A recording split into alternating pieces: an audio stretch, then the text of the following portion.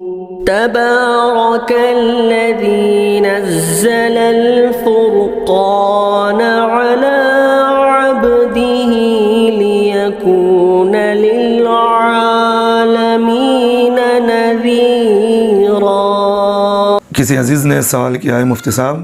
غسل جنابت میں کلی کرنا یا ناک میں پانی ڈالنا بھول جائے تو اس حالت میں پڑھی گئی نماز کا شرعی حکم کیا ہے، واضح فرما دے، بڑی مہربانی ہوگی۔ بھائی صاحب دیکھیے، فرض غسل جسے مرد ہے تو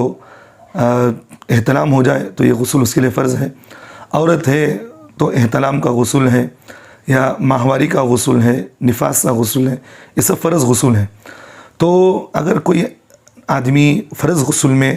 ناک میں پانی ڈالنا یہ بھی فرض ہے، کلی کرنا، منہ بھر کر کلی کرنا یہ بھی غسل میں فرض ہے، کیونکہ غسل کے اندر 3 چیزیں فرض ہیں: ناک میں پانی ڈالنا اور منہ میں کلی کرنا منہ بھر کر کے،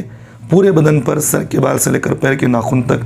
پورے جسم کو اس طرح بھگانا کہ ایک بال بھی خشک نہ رہے۔ یہ 3 چیزیں غسل میں فرض ہیں۔ تو اگر کسی نے غسل میں پورے جسم کو تو بھگا لیا لیکن ناک میں پانی ڈالنا، کلی کرنا اس نے بھول گیا ہے، تو اس آدمی کے لیے اب اثر غسل پورا کرنا ضروری نہیں، بلکہ اس آدمی کے لیے ضروری ہے کہ بھئی ناک میں پانی ڈال لے اور پھر جو ہے منہ میں کلی کر لے، اس سے جو ہے غسل پورا مکمل ہو جائے گا۔ اب اثر غسل کرنے کی ضرورت نہیں۔ اب اس حالت میں اگر کسی نے غسل کر لیا، اسے بھول گیا تھا بھئی ناک میں پانی ڈالنا اور منہ میں پانی ڈالنا بھول گیا ہے، باہر نکل گیا، اب بعد میں اسے یاد آیا کہ بھئی میں اس طرح کر لیا ہوں، اس حالت میں اس نے نماز بھی پڑھ لیا ہے۔ اگر فرض نماز پڑھا ہے تو اس فرض نماز کا اعادہ کرنا اس کے لیے ضروری ہے۔ اب اگر نفل نماز پڑھا ہے تو اس نفل نماز کا اعادہ کرنا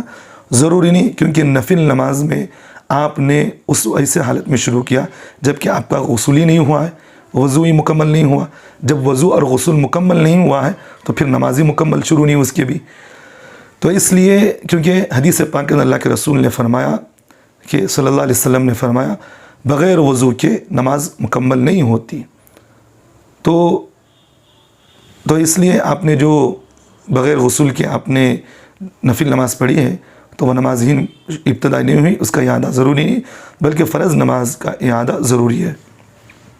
ایک بات یہاں یہ بھی ذہن میں رکھیے، غسل میں جو ہے کلی کرنا یہ فرض ہے، غرغرہ کرنا جیسا منہ میں پانی ڈال کر کے حلق تک پانی پہنچاتے ہیں، غرغرہ کرنا یہ فرض نہیں ہے بلکہ یہ سنت ہے۔ اگر کسی نے غرغرہ نہیں کیا، کلی کر لیا، منہ بھر کر کے پورے جبڑوں میں پانی پہنچا لیا، پھر جو ہے اس سے سنت ادا ہو جائے گی اور اس میں غرغرہ کرنا کوئی ضروری نہیں ہے۔